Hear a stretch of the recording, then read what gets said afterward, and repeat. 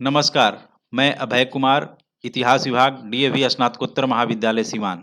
आज हम लोग इंग्लैंड के इतिहास के अंतर्गत कृषि क्रांति के कारणों पर चर्चा करेंगे।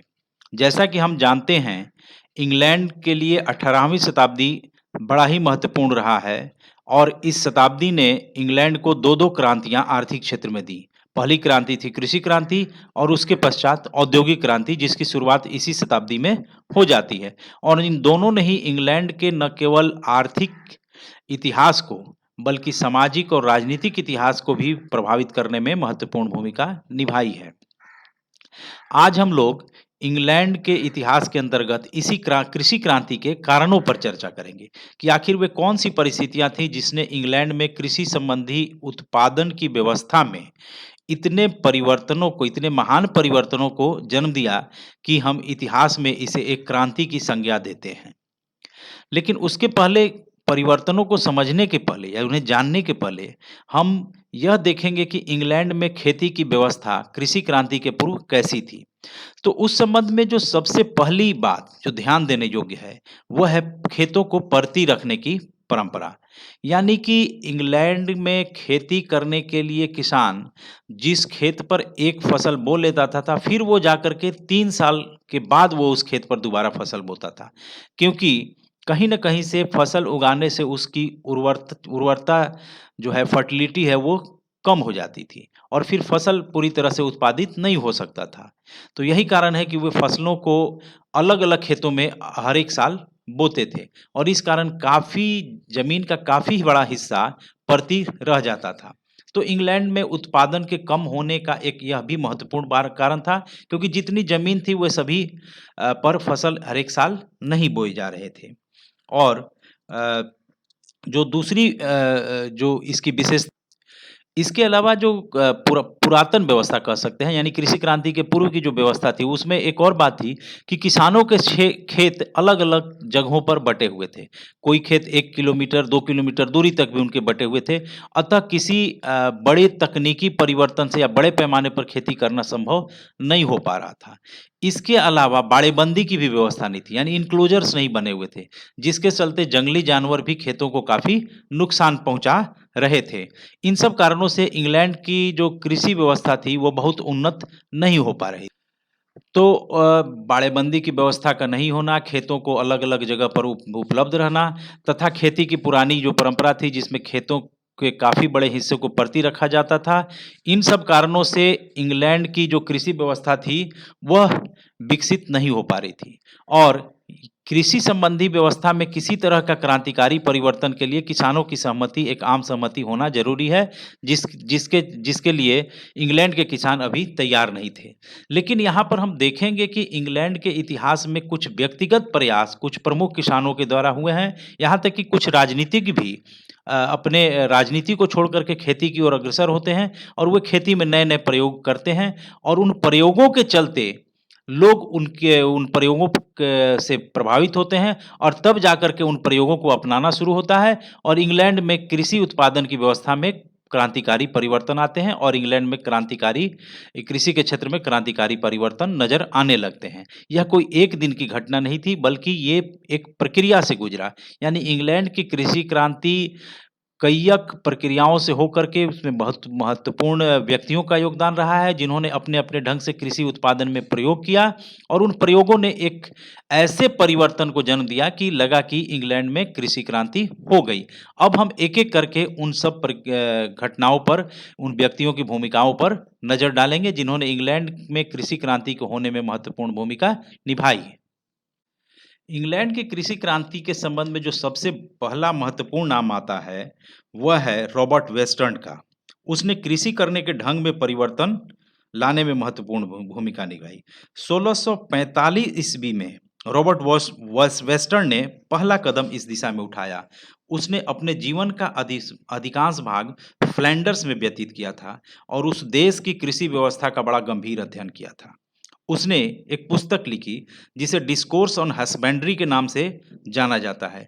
उस पुस्तक में उसने लौंग और शलजम जैसी जड़ों वाली वस्तुओं की फसल बीज बोकर भूमि की उत्पादन शक्ति को बढ़ाने का सुझाव रखा। उसने लिखा कि यदि जमीन में जड़ों वाली फसलें बोई जाएं तो जमीन के 1/3 भाग को प्रतिवर्ष खाली छोड़ने की आवश्यकता नहीं रहेगी और यही नहीं, इन जड़ों वाली फसलों से सर्दी के मौसम में जानवरों को जीवित रखने के लिए अत्यंत आवश्यक चारा भी प्राप्त होगा। और यह तो सर्वविदित है कि उसके पहले शीतकाल के आरंभ में ही लाखों की संख्या में पशुओं को चारे की कमी के कारण मार दिया जाता था। यानी कृषि के साथ पशुपालन के विकास के लिए उसने महत्वपूर्ण योगदान दिया और यही नहीं, पशुओं की संख्या बढ़ जाने से खाद भी अधिक मात्रा में हो जाती थी, जिसके चलते भूमि को और अधिक उपजाऊ बनाया जा सकता था। यानी पशुधन को बचाने के साथ-साथ कृषि के विकास में रॉबर्ट वेस्टर्न की महत्वपूर्ण भूमिका रही है। जो दूसरा व्यक्ति कृषि क्रांति के होने में महत्वपूर्ण भूमिका अदा करता है, वह है जेथरो टुल। कृषि करने के ढंग में क्रांति परिवर्तन लाने की दिशा में इसे एक महत्वपूर्ण व्यक्ति माना जाता है। वह यॉर्कशायर का एक किसान था और 1801 में उसने ड्रिल नाम का एक यंत्र का आविष्कार किया।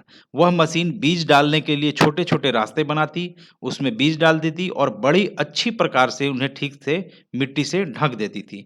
टूल पौधों की 2 पंक्तियों के बीच के स्थान को अच्छी तरह से हेंगा से बराबर करने के पक्ष में था, यानी समतल कर देता था, जिससे कि जो मॉइस्चर है, जो जल का जो सीलापन है, वो पौधों की जड़ों तक पहुँच सके। इसके अलावा उसने अच्छे बीजों पर भी बड़ा जोर दिया और उसने खेतों में नालियाँ बनाने और खाद डालने के ढंग में भी कई परीक्षण किए। 1733 ईस्वी में उसने हॉर्स होइंग इंडस्ट्री नाम की एक पुस्तक लिखी। इस पुस्तक में ऊपर दिए गए उपायों के प्रयोग से उपज बढ़ाने पर जोर दिया गया। परंतु प्रारंभ में उसके सुझावों को किसी ने न माना और उसकी हँसी उड़ाई गई। लेकिन कुछ ही समय के पश्चात जब इंग्लैंड के किसानों ने अनुभव किया कि इससे उनके खेती में काफ़ी बदलाव आ सकता है, उनका उत्पादकता बढ़ सकती है, तो फिर जेथरो टुल के उपायों को अपनाया गया। जो तीसरा नाम वो है जो कि जिसने कृषि क्रांति के होने में महत्वपूर्ण भूमिका निभाई, वो है लॉर्ड टाउनसेंड। यह रॉबर्ट वॉलपोल का बहनोई था, ब्रदर इन लॉ था। उसने राजनीति को क्षेत्र को छोड़ दिया और खेती के काम में लग गया। उसने नॉरफ़ॉक में अपने खेतों में कृषि संबंधी कई परीक्षण किए और बदल-बदल कर चीज़ों को बोने के संबंध में एक नया सिद्धांत लेकर निकाला। यानी रॉबर्ट वेस्टर्न की तरह उसने भी माना कि यदि खेतों में फसलें बदल कर बोई जाएँ, तो खेती की उत्पादकता बढ़ जाएगी और किसी भी खेत को परती छोड़ने की ज़रूरत नहीं लिखी। इसके लिए उसने शलजम के उत्पादन पर सबसे अधिक जोर दिया। यानी गेहूँ के बाद वह शलजम को बोता था, शलजम और जौ को बोता था और शलजम की जो फसल होती थी, वह जानवरों के चारा के तौर पर भी काम करती थी और यही कारण है कि उसे शलजम टाउनसेंड भी कहने लगे थे, यानी टर्निप साउंडेस टाउनसेंड भी कहा गया था। इसके अलावा जो चौथा व्यक्ति जिसने इंग्लैंड के कृषि क्रांति में महत्वपूर्ण भूमिका निभाई, वह थी रॉबर्ट बेकवेल की। उसके पहले यानी इंग्लैंड में जो कृषि थी, वो इंग्लैंड में भेड़ों और पशुओं की नस्ल उतनी उन्नत नहीं थी और उनसे वो अधिक उत्पादकता नहीं मिलती थी। भेड़ों से उतना अधिक ऊन नहीं मिलता था, उनमें कई छूत के भी रोग लगे रहते थे। रॉबर्ट बैकवेल का योगदान है कि उसने पशुओं की नस्ल को सुधारने की दिशा में कई परीक्षण किए। उसने न्यू लिसेस्टर नाम को एक नई प्रकार की भेड़ तैयार की। इसका औसत वजन 60 पाउंड होता था, जबकि पहले भेड़ों का औसत वजन 21 पाउंड होता था।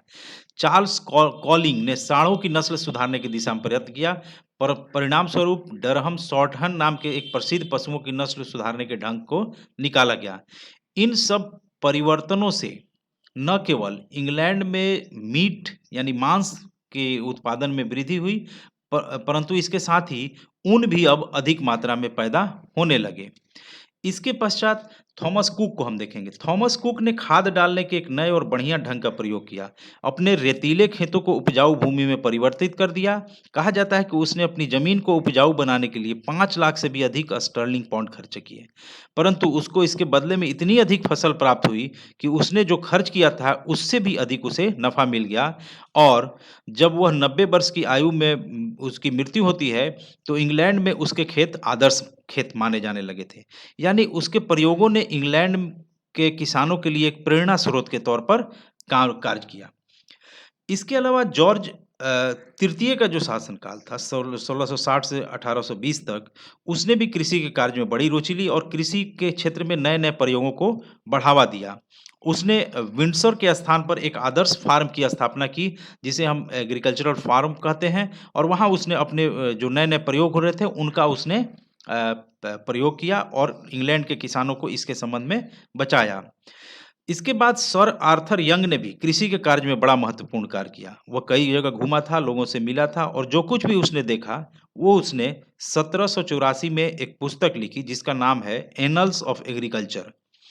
इसका उद्देश्य लोगों को कृषि संबंधी नई-नई बातों को जानकारी देना था। उसने कृषि संबंधी संस्थाओं और किसानों के अलग क्लबों की स्थापना की। वो कृषि संबंधी नुमाइशों यानी एग्जीबिशन का भी पक्षधर था। उसने बोर्ड ऑफ एग्रीकल्चर की स्थापना में बड़ा महत्वपूर्ण योगदान निभाया और उसका वह प्रथम मंत्री भी बना था।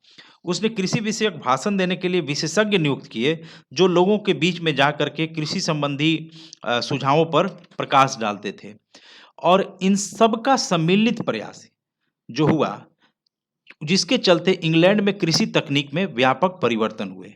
इसके अलावा जो 2 अन्य परिवर्तनों ने इंग्लैंड के कृषि क्रांति को होने में महत्वपूर्ण भूमिका निभाई थी, वह थी चकबंदी की। यानी इंग्लैंड में किसानों के जो खेत अलग-अलग जगह बिखरे हुए थे, उनको एक जगह लाने की कोशिश की गई और इसका यह परिणाम हुआ कि अब वो एक जगह खेत आने पर उसकी वो घेराबंदी भी कर सकते थे, बाड़ेबंदी भी कर सकते थे, जिससे जंगली जानवर उनके खेतों को नुकसान नहीं पहुँचा सकते थे। यानी चकबंदी और इन्क्लोजर सिस्टम बाड़ेबंदी ने भी इंग्लैंड के में कृषि क्रांति के होने में महत्वपूर्ण भूमिका निभाई और इन सब का सम्मिलित प्रयास हुआ कि इंग्लैंड में कृषि उत्पादकता काफ़ी बढ़ गई और उसे एक क्रांति की संज्ञा दी गई। धन्यवाद।